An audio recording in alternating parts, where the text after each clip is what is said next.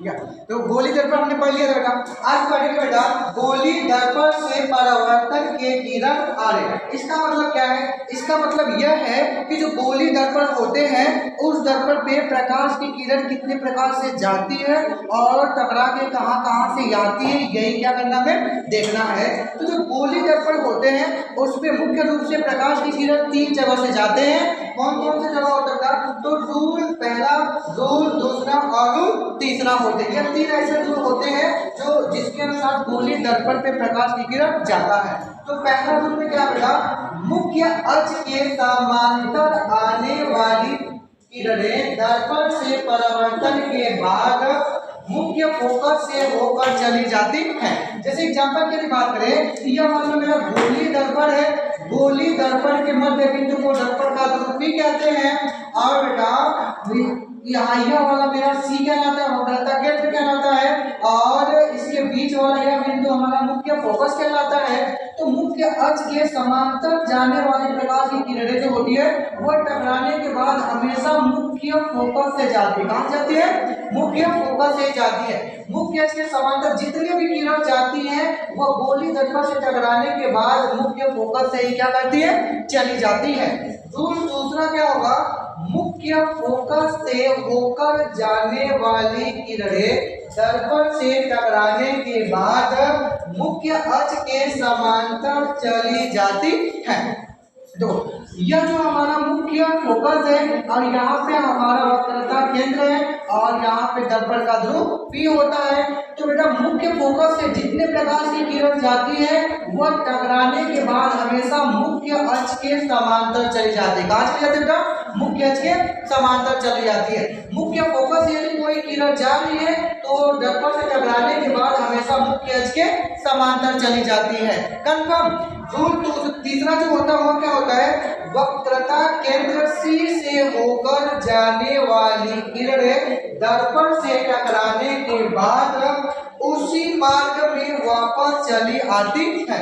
यदि बेटा वक्रता केंद्र C है हमारा, यदि वक्रता केंद्र C से यदि कोई किरण जा रही है तो टकराने के बाद इधर उधर नहीं जाती है, वह उसी मार्ग में क्या करती है, वापस आ जाती है। कंफर्म। ये 3 ऐसे किरण होती है जो दर्पण पे क्या करते हैं, जाते रहते हैं बेटा। तो दर्पण पे प्रकाश की किरण कितने तरीके से जाती है? 3 तरीके से जा सकती है। पहला बेटा मुख्य अक्ष के समांतर जा सकती है बेटा, दूसरा मुख्य फोकस से जाती है, तीसरा वक्रता केंद्र C से जाती है। तो दर्पण में प्रकाश की किरण कितने प्रकार से जाती है? 3 प्रकार से। पहला मुख्य अक्ष के समांतर जाती है, तो मुख्य अक्ष के समांतर जाने वाली प्रकाश की किरण दर्पण से टकराने के बाद मुख्य फोकस से चली जाती है।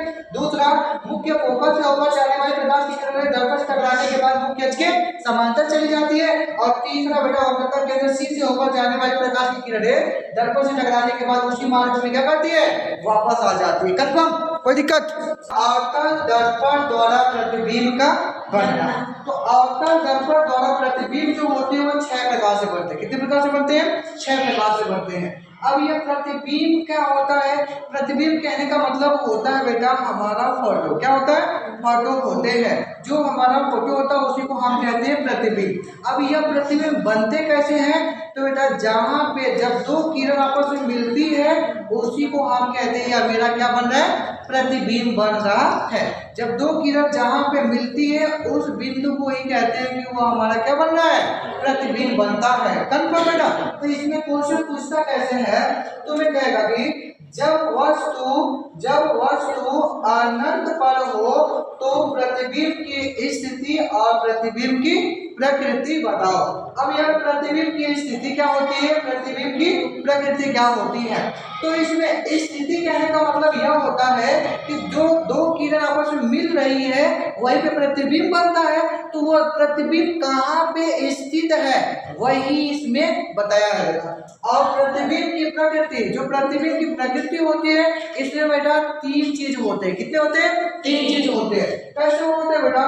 पहला होता है वास्तविक या फिर आभासी होता है। वास्तविक कहने का मतलब क्या होते हैं? जब 2 किरण सच में मिलेगा तो हम कहेंगे यह कैसा प्रतिबिंब है, वास्तविक प्रतिबिंब है। जब 2 किरण सच में रियल में आपस में मिला रहेगा तो उसे हम कहेंगे यह प्रतिबिंब वास्तविक है। और जब बेटा रियल में नहीं मिला जाता है, केवल हमें आभास होता है, तो हम कहेंगे यह प्रतिबिंब कैसा है, आभासी है। जैसे बेटा ट्रेन की पटरी होती है, वो कहीं मिली नहीं होती है, लेकिन हमें लगा होता है कि वो कहीं मिलती है, लेकिन मिली नहीं होती है, तो आभास केवल होता है ना, तो ऐसा रहेगा तो हम कहेंगे कैसा प्रतिबिंब है, आभासी प्रतिबिंब है। बेटा सीधा उल्टा, अब सीधा उल्टा कहाँ से पता करेंगे, ये जो बेटा मुख्य अक्ष होते हैं, तो बेटा मुख्य अक्ष के यदि ऊपर कोई प्रतिबिंब बनेगा, जब दो किरण मुख्य अक्ष के ऊपर मिलेंगी तो हम कहेंगे यह प्रतिबिंब कैसा है, सीधा है। और यदि मुख्य अक्ष के नीचे यदि मिल रहा है तो हम कहेंगे यह प्रतिबिंब कैसा है, उल्टा है। सीधा उल्टा की पहचान कर लोगे बेटा। और बड़ा छोटा का मतलब क्या है, जब वस्तु यानी जो मोमबत्ती टार्च जो भी वस्तु लिए रहेंगे, देखो सभी दूरियां जो होती है इस मुख्य अक्ष से नापेंगे इन दोनों की। तो बेटा मान लो वस्तु हमने मुख्य अक्ष यहाँ पे रखे बेटा, तो वस्तु ऊपर की ओर है, तो यहाँ से हम दूरी नापेंगे। इतना बड़ा मान लो प्रतिबिंब यहाँ पे बन रहा है बेटा, तो वस्तु इतना बड़ा है और प्रतिबिंब कहाँ बेटा, इतने बड़ा है, तो हम वस्तु से तुलना करेंगे। यदि वस्तु इतना बड़ा है और प्रतिबिंब छोटा है तो हम कहेंगे छोटा है। यदि यह प्रतिबिंब हमारा यहाँ बन रहा है तो यह वस्तु से प्रतिबिंब बड़ा है ना बेटा, तो हम कहेंगे यह क्या है, बड़ा है। कंफर्म बेटा।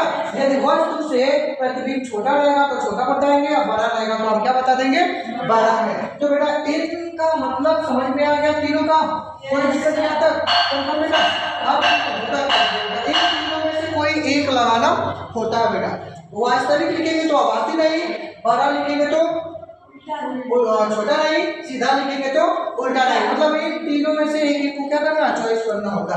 पहला क्वेश्चन क्या होते हैं, 6 प्रकार से बनते हैं। तो पहला पूछेगा, जब वस्तु अनंत पर हो तो प्रतिबिंब की स्थिति और प्रतिबिंब की प्रकृति बताओ। तो बेटा हमने क्या करेंगे, सबसे पहले हमने प्रतिबिंब का स्ट्रक्चर बनाएंगे। तो सबसे पहले हम लेंगे बेटा एक, ये मान लो कोई गोलीय दर्पण है। कौन सा दर्पण है, गोलीय दर्पण बेटा। अब इस गोलीय दर्पण पे अनंत से कोई किरण आ रही है, वस्तु को हम अनंत पे रखें। अनंत कहने का मतलब क्या, बहुत दूर रखे हैं। अब बहुत दूर से आने वाली प्रकाश की जो किरणें होती है वो हमेशा मुख्य अक्ष के समांतर होती है। देखो अनंत से जितनी किरण आती है सभी किरण मुख्य अक्ष के कहां से आती है, समांतर आती है, समान आती है। कंफर्म। हम इसके पहले पढ़े हैं बेटा, 3 रूल पढ़े थे बेटा कि मुख्य अक्ष के समांतर आने वाली प्रकाश की किरणें दर्पण से टकराने के बाद हमेशा मुख्य फोकस से होकर जाती है बेटा। कंफर्म। यह मुख्य अक्ष के समांतर है, यह टकराने के बाद मुख्य फोकस से जाएगी। यह भी मुख्य अक्ष के समांतर आ रही है, यह भी टकराने के बाद मुख्य फोकस से चली जाएगी। तो बेटा दोनों किरण कहाँ मिली है बेटा, मुख्य फोकस पे मिली। कंफर्म। तो बेटा प्रतिबिंब की स्थिति कहाँ होगा बेटा, F पर होगा, क्योंकि F पर ही तो स्थित है, तो कहेंगे प्रतिबिंब की स्थिति यहाँ पर है बेटा। पूछेगा प्रतिबिंब की प्रकृति, तो प्रकृति में बेटा 3 चीज बताना बेटा। अगर तो यह दोनों किरण रियल में मिल रही है या आभास हो रहा है, दोनों किरण रियल में मिल रही है तो हम कहेंगे कैसा प्रतिबिंब है, वास्तविक है। तो लिख देंगे बेटा वास्तविक है। कंफर्म बेटा। अब देखो आवर्तन दर्पण द्वारा जितने प्रतिबिंब बनेंगे वह हमारे उल्टे बनते। कैसे बनते बेटा, उल्टे बनते, बस एक जगह को छोड़ करके बेटा। तो यहाँ पे जो प्रतिबिंब है वो कैसा होगा, उल्टा होगा। कैसा होगा, उल्टा होगा बेटा। अच्छा बताओ यह वस्तु से छोटा है कि बड़ा, वस्तु अनंत से आ रही है, अनंत में कोई वस्तु है बहुत दूर है, जब बहुत दूर है तो बहुत बड़ा होगा बेटा। और यहाँ पे प्रतिबिंब मुख्य अक्ष के बिंदु पे बना है, इसका मतलब बहुत छोटा बड़ा है, तो इसका आकार क्या हो जाएगा, बिंदु आकार का या अत्यंत छोटा। दूसरा होगा बेटा, दूसरा क्वेश्चन होगा कहेगा जब वस्तु अनंत और सी के बीच में हो तो प्रतिबिंब की स्थिति एवं प्रकृति बताओ बेटा। कंफर्म। तो यहाँ पे क्या बेटा, मान लो यह कोई गोली दर्पण है और गोली दर्पण जब लिए बेटा तो यहाँ से कोई वस्तु रखे हैं। अब अनंत कहीं दूर होगा और यहाँ पे सी है और वस्तु को रखना बेटा अनंत और सी के बीच में। तो यहाँ पे हमने वस्तु को रख दिए बेटा। और जब यहाँ पे मोमबत्ती को जलाएंगे तो यहाँ से चारों प्रकाश जाएगा बेटा। तो एक ऐसा प्रकाश की किरण होगा जो मुख्य अक्ष के समांतर जाएगा। हमें पता है मुख्य अक्ष के समांतर जाने वाले प्रकाश की किरणें दर्पण से टकराने के बाद हमेशा मुख्य फोकस से चली जाती है बेटा। कंफर्म। अच्छा एक ऐसी किरण होगी जो वक्रता केंद्र सी से जाएगी और वक्रता केंद्र सी से होकर जाने वाली किरणें दर्पण से टकराने के बाद उसी मार्ग में क्या करती है, वापस आती है, तो ये दोनों किरण कहाँ मिली है बेटा? यहाँ पे मिली है, तो प्रतिबिंब होने का बनेगा यहाँ पे बनेगा बेटा। तो पूछेगा अब प्रतिबिंब की स्थिति कहाँ है बेटा? C और F के बीच में, तो लिखेंगे प्रतिबिंब की स्थिति C और F के बीच में होगा। अच्छा, प्रतिबिंब की प्रकृति कैसा होगा? यह दोनों किरण रियल में मिल रही है, वास्तव में मिल रही है, तो हम लिखेंगे वास्तविक है। और यह मुख्य अक्ष के नीचे है, इसलिए लिखेंगे बेटा उल्टा। और वस्तु इतना बड़ा है और प्रतिबिंब इतना बड़ा है, तो हम कहेंगे क्या है? छोटा है। लास्ट क्वेश्चन, तीसरा क्वेश्चन क्या है? कहेगा जब वस्तु C पर हो तो प्रतिबिंब की स्थिति और प्रतिबिंब की प्रकृति बताओ बेटा। तो मान लो बेटा यह कोई गोली दर्पण है बेटा, यह हमारा मुख्य अक्ष है और यह हमारा बेटा C है। C पे कोई मोमबत्ती को रखे हैं, कहाँ पे रखे हैं? C पे। जब यहाँ पे मोमबत्ती जलाएंगे तो चारों प्रकाश जाएगा, तो एक ऐसी प्रकाश की किरण होगी जो मुख्य अक्ष के समांतर जाएगी। और हमें पता है मुख्य अक्ष के समांतर जाने वाली प्रकाश की किरणें दर्पण से टकराने के बाद हमेशा मुख्य फोकस से चली जाती है। कन्फर्म बेटा?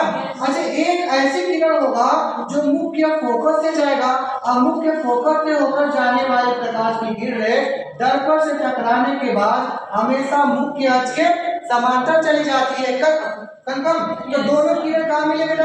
यहाँ पे मिली है, तो प्रतिबिंब मेरा यहाँ पे बनेगा बेटा। तो प्रतिबिंब कहाँ बना बेटा? C पर बनेगा बेटा।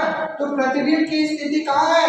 C पर है, तो हम लिखेंगे प्रतिबिंब की स्थिति में C पर। अब प्रतिबिंब की प्रकृति कैसा बेटा? यह दोनों किरण रियल में मिल रही है, और जब रियल में मिलेंगी तो हम कहेंगे प्रतिबिंब कैसा है? वास्तविक है, मुख्य अक्ष के नीचे है, इसलिए कहेंगे कैसा प्रतिबिंब है? उल्टा है बेटा। और बेटा यह देखो वस्तु इतना बड़ा है और प्रतिबिंब भी इतना बड़ा बराबर है बेटा, और जब प्रतिबिंब भी वस्तु के बराबर है तो हम लिखेंगे समान आकार का। किस आकार का बेटा? समान आकार का। राइट, समझ में बेटा? कोई दिक्कत किसी को? देखो चौथा है जब वस्तु C और F के बीच में हो तो प्रतिबिंब की स्थिति और प्रतिबिंब की प्रकृति पूछेगा। तो जैसे मान लो बेटा यह कोई गोलीय दर्पण है और यह इसका मुख्य फोकस है, यह उसका वक्रता केंद्र C है और उसका दर्पण ध्रुव P है। कहा है कि जब वस्तु C और F के बीच में रखेंगे तो प्रतिबिंब की स्थिति कहाँ पे होगी, प्रतिबिंब की प्रकृति कहाँ पे होगी। तो बेटा मान लो यहाँ पे हमने C और F के बीच में कोई मोमबत्ती रख रहे हैं, तो यहाँ से चारों ओर प्रकाश निकलेगा, तो एक ऐसी प्रकाश की किरण होगा जो मुख्य अक्ष के समांतर जाएगा, और मुख्य अक्ष के समांतर जाने वाली प्रकाश की किरणें दर्पण से टकराने के बाद हमेशा मुख्य फोकस से चली जाती है। और कोई एक ऐसी किरण होगी जो वक्रता केंद्र C की सिधाई में जाएगी, और हमें पता है कि वक्रता केंद्र C से होकर जाने वाली प्रकाश की किरणें उसी मार्ग में वापस आती है। तो बेटा C की सिधाई में जो प्रकाश की किरण जाएगी वह उसी मार्ग में वापस आ जाएगी बेटा, और जब वापस आएगी यह दोनों किरण यहाँ पे मिल रही है, और जहाँ पे दो किरण मिलती है वहीं पर प्रतिबिंब बनता है। तो प्रतिबिंब कहाँ बना? यहाँ पे बना बेटा। तो अब यहाँ पे देखेंगे बेटा प्रतिबिंब की स्थिति, तो प्रतिबिंब की स्थिति कहाँ पे है? जहाँ पे दो किरण उपस्थित होता है, तो यहाँ पे स्थित है। यहाँ मान लो यह अनंत है, अनंत कहने का मतलब बहुत दूर, और यह क्या है? C है। तो अनंत और C के बीच प्रतिबिंब की स्थिति कहाँ हो रही है? अनंत और C के बीच में, या फिर बोल सकते हो C और अनंत के बीच में। तो प्रतिबिंब की स्थिति कहाँ होगा? C और अनंत के बीच में होगा। पूछेगा प्रतिबिंब की प्रकृति, प्रतिबिंब की प्रकृति क्या होती है? यह दो किरण रियल में मिल रही है, वास्तव में मिल रही है, इसलिए इसे कहते हैं वास्तविक। और यह मुख्य अक्ष के नीचे है, इसलिए इसे कहते हैं उल्टा। वस्तु इतना बड़ा है, प्रतिबिंब इतना बड़ा है, इसलिए इसे हम कहते हैं बड़ा। कंफर्म? पांचवा जो होता है कहेगा जब वस्तु F पर हो तो प्रतिबिंब की स्थिति तथा प्रतिबिंब की प्रकृति बताओ। तो जैसे मान लो यह कोई गोलीय दर्पण है बेटा, इस दर्पण पे हमने F पे वस्तु को रखे, यानी कोई मोमबत्ती F पर रख दिए हैं। जब मोमबत्ती F पे रखेंगे तो यहाँ से चारों ओर प्रकाश निकलेगा, तो एक ऐसी प्रकाश की किरण होगी जो मुख्य अक्ष के समांतर जाएगी, और हमें पता है मुख्य अक्ष के समांतर जाने वाले प्रकाश की किरणें दर्पण से टकराने के बाद मुख्य फोकस से होकर चली जाती है। और एक ऐसी किरण होगी बेटा जो वक्रता केंद्र C से जाएगी, और हमें पता है वक्रता केंद्र C से होकर जाने वाली प्रकाश की किरणें उसी मार्ग में वापस आ जाती है। तो यहाँ से प्रकाश की किरण आ रही है और यहाँ फोकस से आ रही है। यह दोनों किरण आगे चल के कहीं ना तो कहीं मिलेगी, बहुत दूर पे क्या होगी, मिलेगी। जब बहुत दूर पे मिलेगी तो प्रतिबिंब की स्थिति कहाँ होगा, बहुत दूर होगा। तो हम कहेंगे बहुत दूर को किससे दिखाते हैं, अनंत से दिखाते हैं। तो प्रतिबिंब की स्थिति कहाँ होगा, अनंत पे होगा। कहाँ पे होगा बेटा, अनंत। इसे हम इन्फिनिटिव कहते हैं। और दूसरा प्रतिबिंब की प्रकृति, प्रतिबिंब की प्रकृति क्या होगा, देखो ये दोनों किरण लास्ट में बहुत दूर जाके मिलती है, वास्तव में मिलती है, इसलिए इसे हम कहते हैं वास्तविक प्रतिबिंब। और यह मुख्य अक्ष के नीचे कहीं मिलेगा, इसलिए हम इसे कहते हैं उल्टा। वस्तु इतना बड़ा है और यह बहुत दूर मिलेगा, तो बेटा यहाँ से दूरी नापेंगे तो बहुत दूर हो जाएगा, बहुत बड़ा हो जाएगा। तो इसे हम कहेंगे जो लंबाई है बहुत बड़ा होगा। वस्तु से प्रतिबिंब की जो लंबाई होगी क्या होगी, बहुत बड़ा होगा। जो छठवां होगा कहेगा जब वस्तु F और P के बीच में हो तो प्रतिबिंब की स्थिति और प्रतिबिंब की प्रकृति बताओ। तो मान लो यह कोई हमारा अवतल दर्पण है बेटा, इस अवतल दर्पण में यह मुख्य फोकस होगा और यह दर्पण का ध्रुव P होगा। तो कहा है कि P और F के बीच में वस्तु है तो प्रतिबिंब की स्थिति प्रकृति बताओ। तो यहाँ पे यदि कोई मोमबत्ती रख रहे हैं बेटा, जब मोमबत्ती जलेगी तो चारों प्रकाश आएगा, तो एक ऐसी प्रकाश की किरण होगी जो मुख्य अक्ष के समांतर जाएगी, और हमें पता है मुख्य अक्ष के समांतर जाने वाली प्रकाश की किरणें दर्पण से टकराने के बाद हमेशा मुख्य फोकस से होकर चली जाती है। ये मुख्य फोकस से चली जाएगी बेटा। अच्छा, एक ऐसी किरण होगी जो वक्रता केंद्र C की सिधाई में जाएगी, तो वक्रता केंद्र C के सिधाई में जाने वाली प्रकाश की किरणें उसी मार्ग में क्या करती है, वापस आ जाती है। ये सब पहले पढ़ चुके हैं बेटा। तो यह वापस आ जाएगी बेटा, जब इधर आ रही है पीछे की तरफ, इधर आएगी और यह आएगी इधर। तो यह देखो, यह इधर जा रही है, यह इधर जा रही है, जितना पीछे जाएंगे ये दोनों दूर जाते जाएंगे, और जब दूर होते जाएंगे तो पीछे तक अभी मिलेगा नहीं। अब प्रतिबिंब हमें बनाना है, अब प्रतिबिंब जब तभी बनता है जब दो किरण आपस में मिलती है, तो पीछे तो मिलने वाला नहीं है। तो हम क्या करेंगे, इससे मानेंगे कि यह इसको आगे की तरफ आवाज कराएंगे। मान लो यह इधर से आ रही है, इसके सिधाई में इधर से आ रही है, और यह वाली क्या है, इसके सिधाई में इधर से जा रही है, और यह वाली इसके सिधाई में इधर से क्या कर रही है, जा रही है। तो यह कहीं बेटा दोनों इधर मिलेगी, इधर मिलती है तो क्या होगा, इसका मान लो यहाँ पे मिल रही है तो प्रतिबिंब की स्थिति कहाँ होगा, दर्पण के पीछे बन रहा है, दर्पण के पीछे मिल रहे हैं तो प्रतिबिंब की स्थिति कहाँ होगा, दर्पण के पीछे। तो प्रतिबिंब की स्थिति कहाँ होगा, दर्पण के पीछे होगा। अब इसका प्रकृति पूछेगा तो यह प्रकृति क्या होगा, यह देखो रियल में दोनों किरण मिल रही है, नहीं मिल रही क्योंकि इधर पालिश है, इधर तो हमने प्रतिबिंब बनाने के लिए ऐसा माने आभास किए हैं कि आगे मिली होगी, लेकिन रियल में तो मिलती नहीं है। इसलिए जो प्रकृति बनेगी बेटा यह आभासी होगी, यह मुख्य अक्ष के ऊपर है, इसलिए इसे हम कहते हैं सीधा। वस्तु इतना बड़ा है और प्रतिबिंब इतनी बड़ी बनी है बेटा, तो हम कहेंगे यह क्या है, बड़ा है। वस्तु से क्या है, बड़ा है। वस्तु अनंत से हो और अनंत से आने वाली प्रकाश की किरणें मुख्य अक्ष के समांतर होती है। तो मान लो यह प्रकाश की किरण अनंत से आ रही है, तो अनंत से आने वाली प्रकाश की किरणें हमेशा मुख्य फोकस से होकर चली जाती है। तो इधर पालिश किया है तो इधर जाएगी नहीं, लेकिन मुख्य फोकस की सिधाई में ऊपर की ओर चल जाएगी। जब यहाँ से देखेंगे तो लगेगा कि यह मुख्य फोकस से आ रही है, इस तरह से। और दूसरी एक और मान लो मुख्य अक्ष के समांतर आ रही है, तो यह भी हमें लगेगा कि मुख्य फोकस से आ रही है, लेकिन इधर पालिश किया है तो इधर जाएगा नहीं, ये इधर की सिधाई में इधर चले जाएंगे। जब इधर से देखेंगे तो लगेगा कि मुख्य फोकस से आ रही है। तो बेटा यह दोनों किरण आपस में मिल रही है यहाँ पे मुख्य फोकस से, तो प्रतिबिंब की स्थिति कहाँ पे होगा बेटा, यह पर होगा। और प्रतिबिंब की प्रकृति क्या होगी, देखो यह दोनों रियल में तो मिल नहीं रही है, तो इसलिए इसे हम कहेंगे यह आभासी प्रतिबिंब बन रहा है। और यह हमारा ऊपर की ओर हल्का सा होता है तो इसे हम कहते हैं सीधा है। और दूसरा वस्तु अनंत पे है, इसका मतलब बहुत बड़ा है। और प्रतिबिंब हमारा मुख्य अक्ष पे बन रहा है, तो यही से लंबाई नापी जाती है, तो ये एकदम बिंदु पे ही होता है, इसलिए इसे कहते हैं अत्यंत छोटा, बहुत छोटा होता है।